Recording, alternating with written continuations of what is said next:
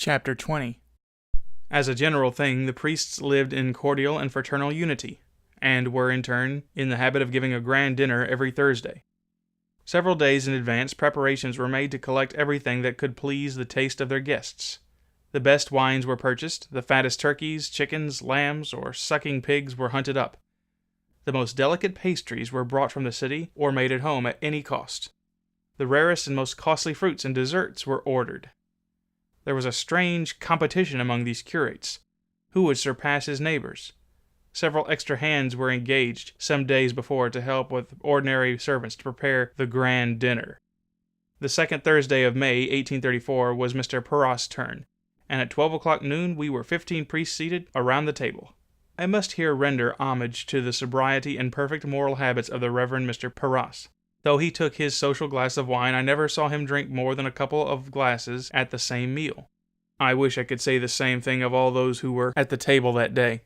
Never did I see before or after a table covered with so many tempting and delicate viands. The good curate had surpassed himself. One of the most remarkable features of these dinners was the levity, the absolute want of seriousness and gravity.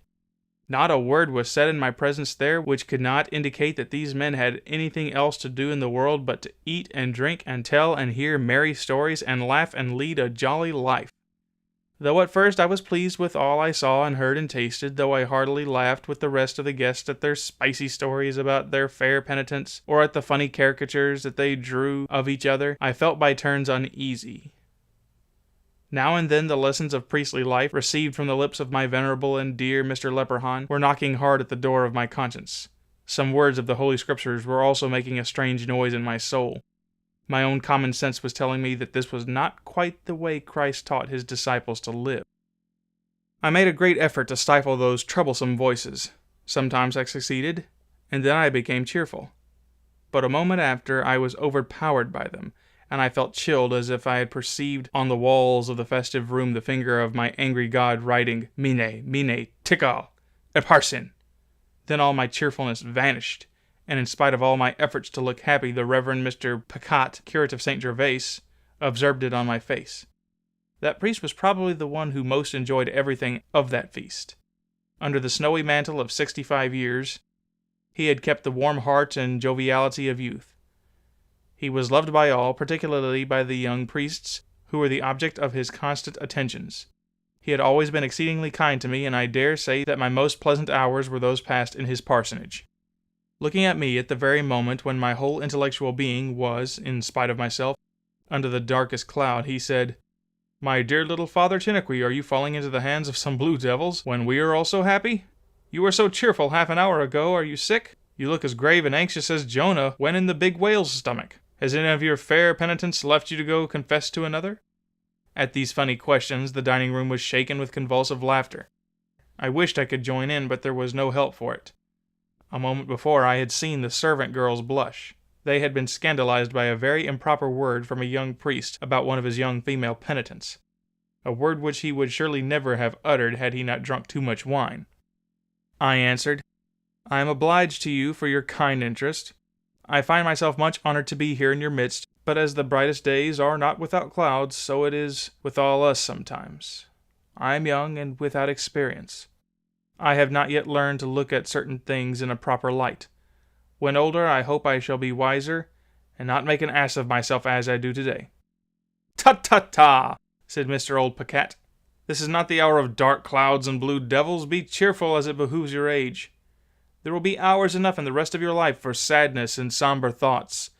And appealing to all, he said, "Is not this correct, gentlemen?" "Yes, yes!" unanimously rejoined all the guests. "Now," said the old priest, "you see that the verdict of the jury is unanimously in my favor and against you. Tell me the reason for your grief, and I pledge myself to cajole you and make you happy as you were at the beginning of the dinner." "I would rather that you continue to enjoy this pleasant hour without noticing me," I answered. "Please excuse me if I do not trouble you with the causes of my personal folly." "Well, well," said Mr. Pacat, "I see it. The cause of your trouble is that we have not yet drank together a single glass of sherry. Fill your glass with that wine, and I will surely drown the blue devil which I see at its bottom." "With pleasure," I said. "I feel much honored to drink with you." and I put some drops of wine into my glass. Oh, what do I see you doing there? Only a few drops in your glass? This will not even wet the cloven feet of the blue devil which is tormenting you. It requires a full glass, an overflowing glass, to drown and finish him. Fill then your glass with that precious wine, the best I ever tasted in my whole life. But I cannot drink more than those few drops, I said. Why not? He replied. Because 8 days before her death, my mother wrote me a letter requesting me to promise her that I would never drink more than 2 glasses of wine at the same meal. I gave her that promise in my answer, and the very day she got my pledge, she left this world to convey it, written on her heart, into heaven to the feet of her God. Keep that sacred pledge, answered the old curate. But tell me, why are you so sad when we are so happy? Yes, said all the priests. You know that we deeply feel for you. Please tell us the reason of this sadness. I then answered, It would be better for me to keep my own secret, for I know I will make a fool of myself here, but as you are unanimous in your request, you will have them. You well know that I have been prevented till this day from attending any of your grand dinners. Twice I had to go to Quebec. Sometimes I was not well enough to be present. Sometimes I was called to visit some dying person, and at other times the weather or the roads were too bad to travel. This, then, is the first grand dinner attended by you all which I have had the honor of attending. But before going any further, I must tell you that during the 8 months it was my privilege to sit at Reverend Mr. Perrot's table, I have never seen such things in this parsonage as have just taken place. Sobriety, moderation, truly evangelical temperance in drink and food were the invariable rule. Never a word was said which could make our poor servants' girls or the angels of God blush. Would to God that I had not been here today! For I tell you honestly that I am scandalized by the Epicurean table which is before us, and the incredible number of bottles of most costly wines emptied at this dinner. However, I hope I am mistaken in my appreciation of what I have seen and heard. I hope you are all right and I am wrong. I am the youngest of you all. It is not my business to teach you, but it is my duty to be taught by you. Oh, my dear Chiniquy, replied the old curate, you hold the stick by the wrong end.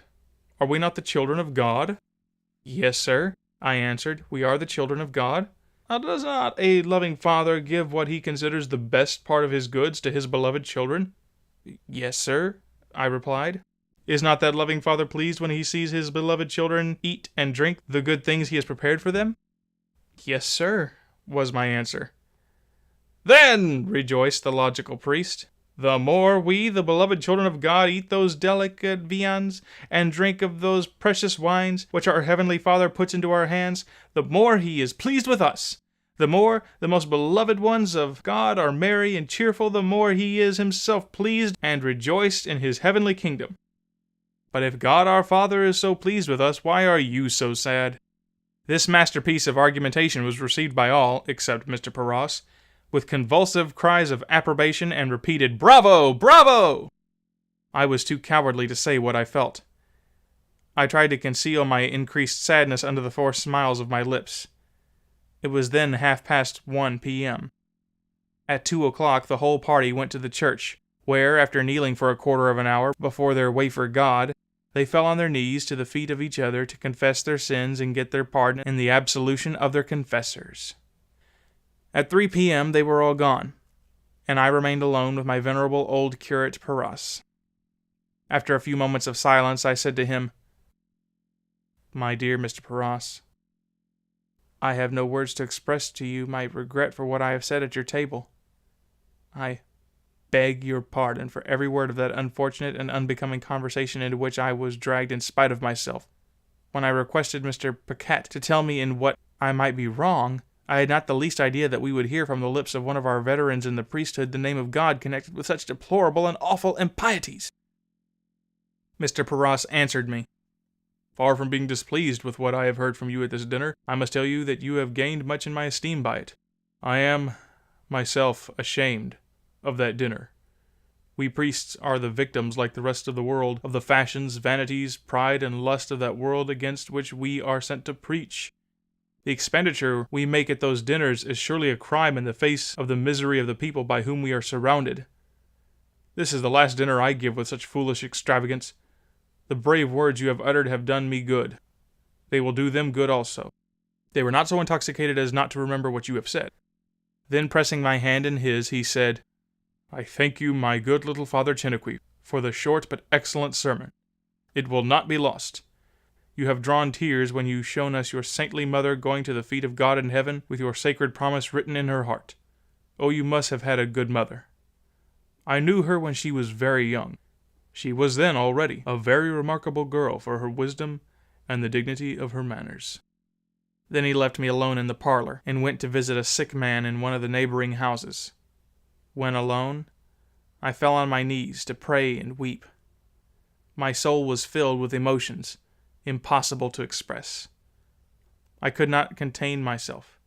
I wept over my sins, for I did not find myself much better than the rest, though I had not eaten or drunk quite so much as several of them.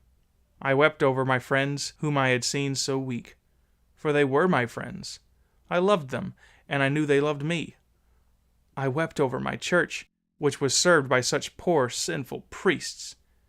Yes, I wept there, when on my knees, to my heart's content, and it did me good. But my God had another trial in store for his poor unfaithful servant.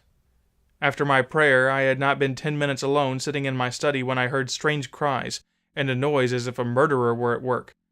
A door had evidently been broken open upstairs, and someone was running downstairs. The cries of "Murder! Murder!" reached my ears, and the cries of "Oh, my God, where is Mr. Parras?" filled the air. I quickly ran to the parlor to see what was the matter, and there I found myself face to face with a woman, absolutely naked. Her long black hair was flowing on her shoulders, her face was as pale as death, her dark eyes fixed in their sockets.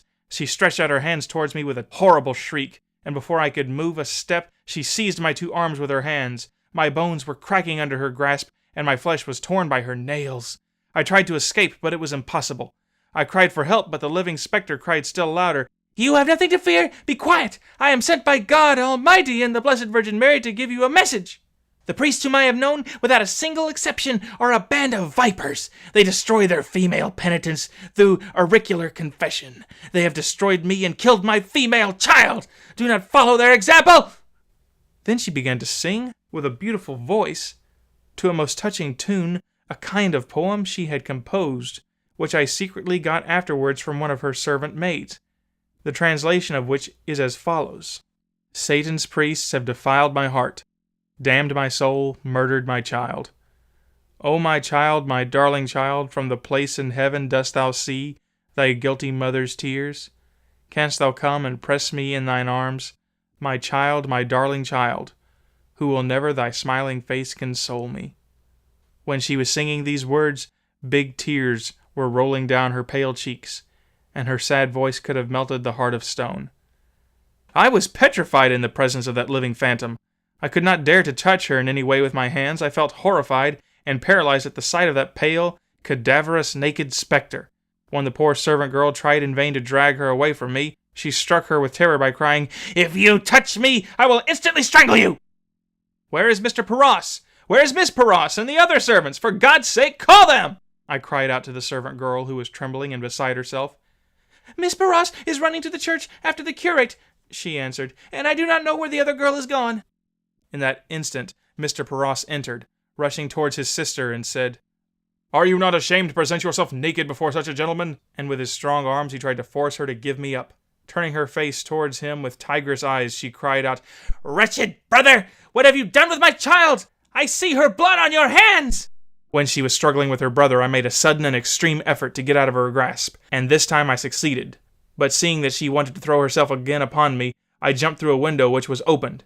Quick as lightning, she passed out of the hands of her brother and jumped also through the window to run after me. I promptly fell headlong with my feet entangled in my long black priestly robe. Providentially, 2 strong men, attracted by my cries, came to my rescue. They wrapped her in a blanket and brought her back into her upper chambers, where she remained safely locked under the guard of 2 strong servant maids. The history of that woman is sad indeed. When in her priest brother's house, when young and of great beauty, she was seduced by her father confessor, and became mother of a female child, which she loved with a real mother's heart. She determined to keep it and bring it up. But this did not meet the vows of the curate. One night when the mother was sleeping, The child had been taken away from her. The awakening of the unfortunate mother was terrible. When she understood that she could never see her child any more, she filled the parsonage with her cries and lamentations, and at first refused to take any food, in order that she might die. But she soon became a maniac. Mr. Perross, too much attached to his sister to send her to a lunatic asylum, resolved to keep her in his own parsonage, which was very large. A room in its upper part had been fixed in such a way that her cries could not be heard, and where she would have all the comfort possible in her sad circumstances. 2 servant maids were engaged to take care of her. All this was so well arranged that I could have been 8 months in that parsonage without even suspecting that there was such an unfortunate being under the same roof with me. It appears that occasionally, for many days, her mind was perfectly lucid. Then she passed her time in praying and singing the poem which she had composed herself, and which she sang while holding me in her grasp. In her best moments she had fostered an invincible hatred of the priest whom she had known. Hearing her attendants often speak of me, she had several times expressed the desire to see me, which of course had been denied her. Before she had broken her door and escaped from the hands of her keeper, she had passed several days in saying that she had received from God a message from me which she would deliver even if she had to pass on the dead bodies of all in the house. Unfortunate victim of auricular confession! How many others could sing the sad words of thy song? Satan's priests have defiled my heart, damned my soul, murdered my child.